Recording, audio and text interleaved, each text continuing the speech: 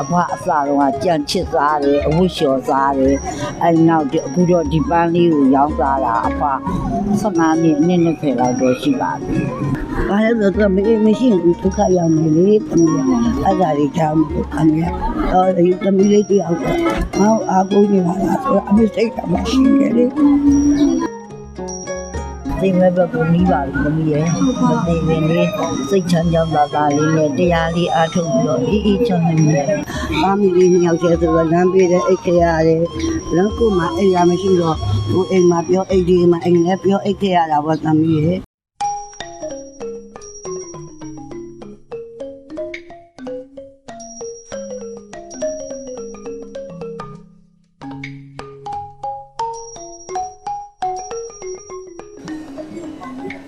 လက်ကီးတင်းစီစဉ်ကနေပြန်လည်ကြိုဆိုလိုက်ပါရယ်ဒီနေ့မှညီမကတကြီးရဲ့အိုရင်းနဲ့လူကြီးသူမတွေကသူတို့ဘဝတစ်လျှောက်လုံးဘလို့အခက်အခဲတွေနဲ့ဖြတ်သန်းလာရလဲဆိုတာကိုလိုက်လည်မြင်မြတ်သွားမှာပဲဖြစ်ပါရဲ့ရှင်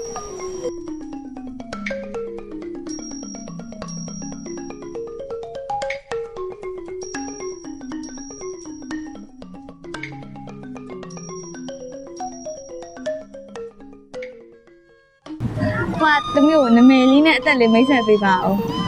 အဖွားနာမည်ကဖွားနာလို့ခေါ်ပါတယ်သမီးအဖွားရဲ့အသက်က80နဲ့တနည်း70နှစ်ပြည့်သွားပြီလားကွာဟုတ်ကဲ့ရှင်ဟုတ်အခုဗမာနေရတယ်မိသားစုဝင်တွေရောရှိတာရှိပါတယ်သမီးမိသားစုဝင်အဖွားနေတာကတော့ဒီရွှေကုန်းဖျားမြောက်ဖက်မို့ဟိုနာက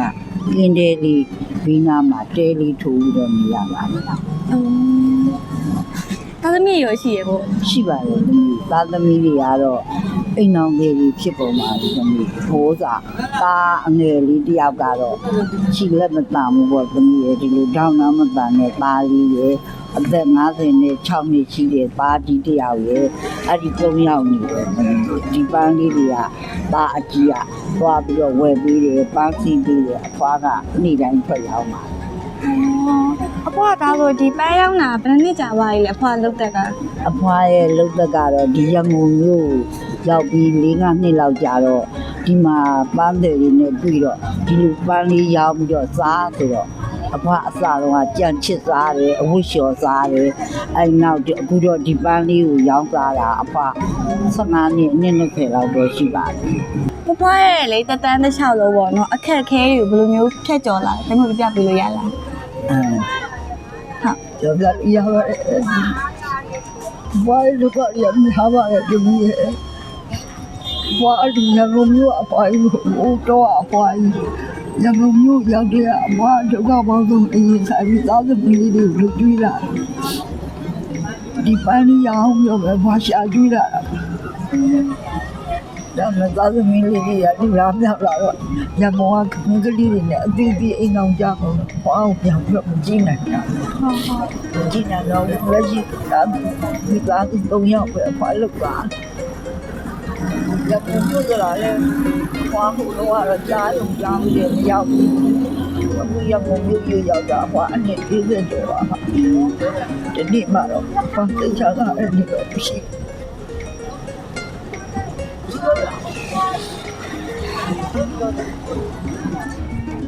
ဘူးဘာဒီနေ့ဘာရောက်တော့တက်ကြီးတော့အချို့အဆိုလို့စရင်3လောက်မိုးဝယ်လဲဒီနေ့2000ကအဖွားကိုလှူသွားတယ်အဖွားဒါလေးအမုံလေးပါလေးကိုယ်စားပေါ့အဲ့လိုလှူသွားတဲ့ပတ်စံလေးလည်းအဖွားရဒါမဲ့အဖွားအဲ့ဒီရတဲ့ပတ်စံလေးတွေဒီလောက်ကြည့်တဲ့မိုးဒီပေါ်လေးတွေကိုထည့်ထည့်ပို့စုအဖွားအလှူလေးပါလေးတဲ့အဖွားကိုယ်တိုင်လှူနိုင်တဲ့ဒီချိန်တော့အဖွားလှူနိုင်တဲ့တော့ရေဟုတ်ကဲ့ပါအဖွားကဒါဆိုလို့ရှိရင်အမြဲဒီမြောက်ဘက်မုတ်ပါပဲပန်းရောက်နေကြပဲလားဟုတ်တယ်သမီးဒီမြောက်ဘက်မုတ်ကလွယ်လို့အဖွားပဲမုတ်မှလည်းမရောက်တတ်ဘူးဒီမြောက်ဘက်မုတ်မှာအဖွားချင်အဖွားတစ်လျှောက်လုံးပေါ့နော်အဖြစ်ချင်ဆုံးပေါ့နော်ကိုမသိခင်အဖြစ်ချင်ဆုံးဆန္ဒလေးကဘာများဖြစ်မလဲထင်အဖွားအဖြစ်ချင်တော့ဟုတ်ဘာလဲ80တဲ့တင်နေဒီမဲ့ဘက်ကိုနီးပါပြီသမီးရဲ့မသိခင်လေးစိတ်ချမ်းသာသာလေးနဲ့တရားလေးအားထုတ်ပြီးတော့အေးအေးချမ်းနေတယ်ဟုတ်ကဲ့ပါဒီလိုပေါ့ဒီပေါ်မှာတလားလေးတရားအထောက်ရတဲ့အဖွားအတွက်ပါတယ်တလားလေးနာတော့အဲ့ဒီလိုလေးတော့နေချင်တာပေါ့ဒါပေမဲ့မမျော်လင့်ရဲပါဘူးကျေးဇူးတင်ပါတယ်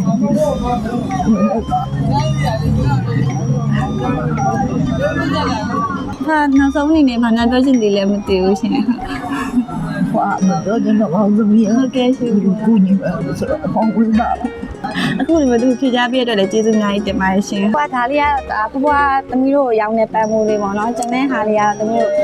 ဘွားအတွက်အချိုချင်းလေးစားလို့ရအောင်လုပ်ရပါဟုတ်ကဲ့။ကျေးဇူးများကြီးတင်ပါတယ်။ ပါတီးကြည့်မှာ ဟုတ်ကဲ့ ဒီကိစ္စမှာဒီဒီစုကတူသမီးကြီးနေပါလေအဲ့ဒါပုဂ္ဂိုလ်ဒီပုဂ္ဂိုလ်ဖြစ်ပါတယ် ဟုတ်ပါဟုတ်ဟုတ်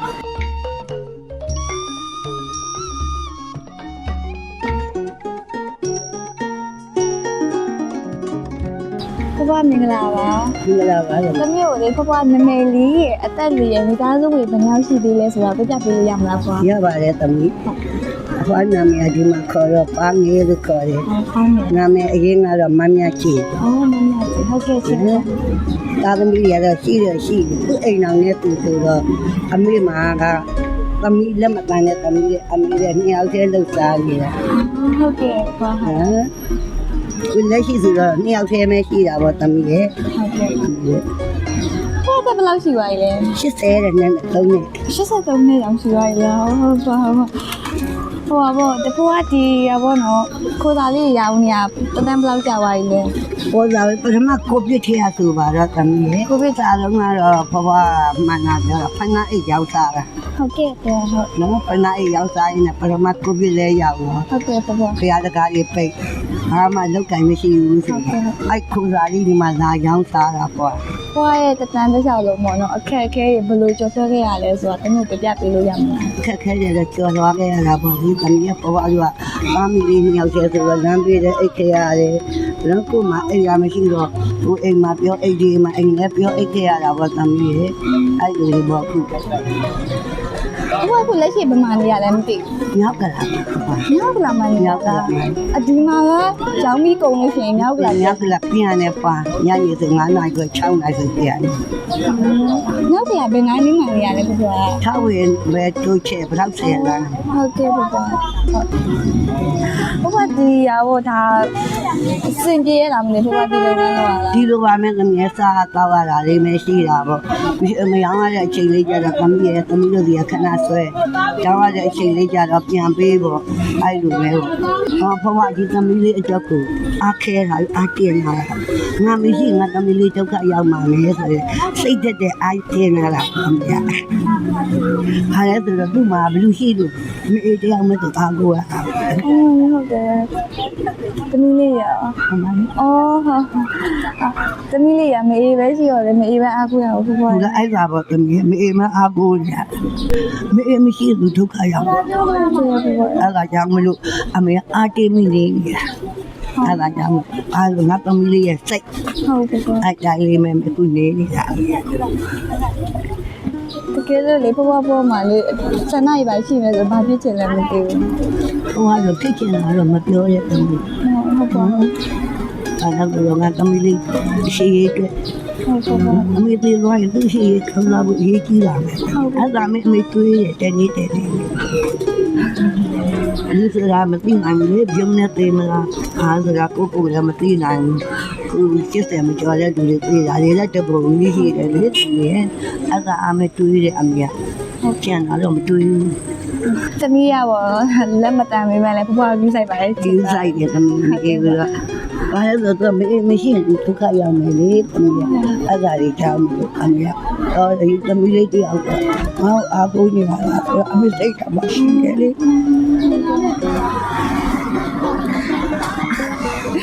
ဘာမှဖြစ်ပါဘူးဘွားသမီးကနော်အခုလိုမျိုးဘွားအချိန်ပေးပြီးတော့စိတ်ရှိရှိနဲ့ဖြေကြပေးလို့ကျေးဇူးများကြီးတင်ပါတယ် အမေလေးကအမေ ရရင်ကျေးဇူးများကြီးတင်ပါတယ်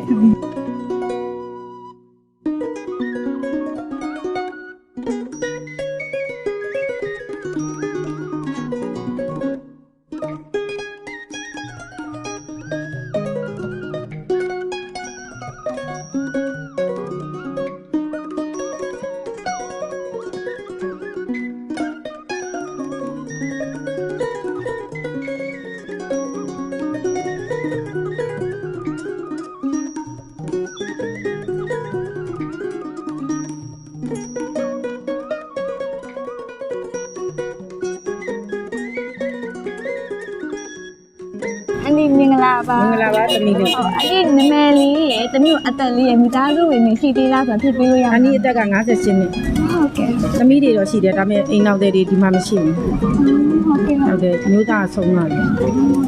အနီးဇာတိကတော့မူဝင်မလက်တို့ကဒါမိဘတွေကဆုံးသွားပြီနှစ်ယောက်လုံးဆုံးသွားပြီကိုဘွားကိုဒူးကိုခြုံလာတာပေါ့အိမ်နောက်ကြတယ်အိမ်နောက်ကရက်သမားတေသွားတယ်သမီး3ယောက်ကြောင်းထားပေးနိုင်တယ်9တန်း10တန်းဒီလိုပဲလမ်းမီးမှာ900ရောင်းတယ်ခိုးစားရောင်းတယ်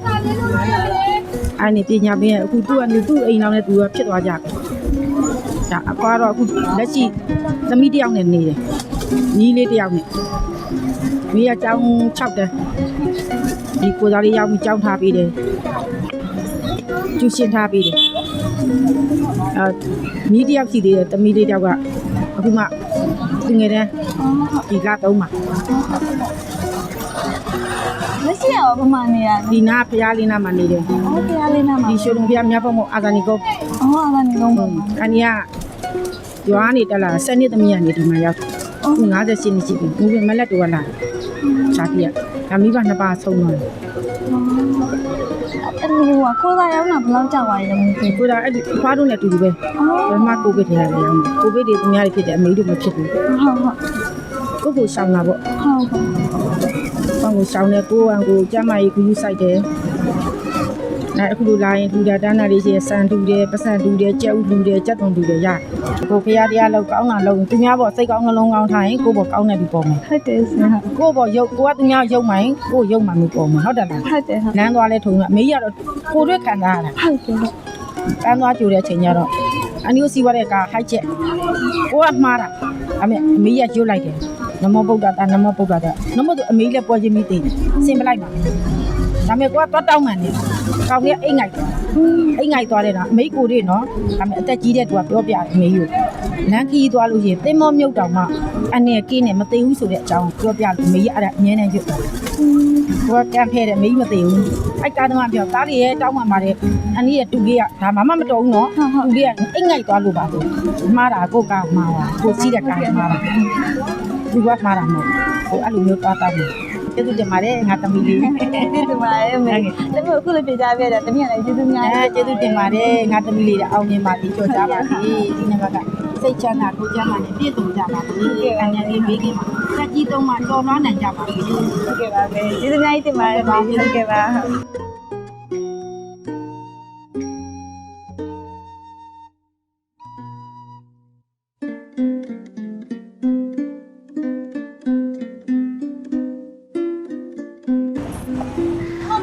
ပထမဆုံးဖွားစီကဝယ်ယူခဲ့တဲ့ပန်းတွေကိုညီမကဖွားတဲ့ယူစုပြီးတော့ပြန်လူသွားမှာပဲဖြစ်ပါတယ်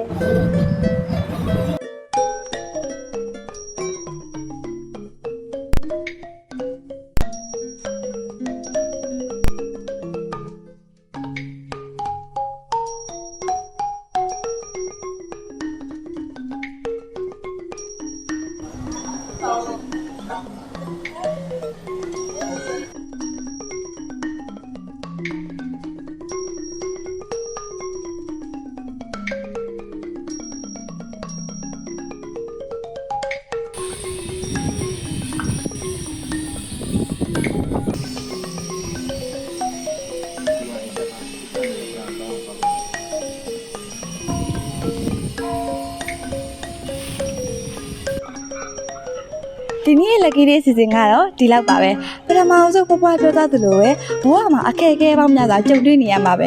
အဲ့ဒီအရာတွေကိုအားတင်းမှုအတွက်မျက်ရည်ကျပြီးပြန်ရုံထားဖို့တော့လိုပါလိမ့်မယ် channel လေးကိုလည်း like and subscribe လေးလုပ်ခဲ့ပေးကြပါဦးပရိသတ်ကြီးကိုလည်းကျင်းတဲ့သက်မယ်လို့ထင်မိပါတယ်ဗီဒီယိုပြည့်စုံဖို့တော့ YouTube channel လေးမှာတောက်ကြည့်ရှုနိုင်ပါရဲ့ရှင့်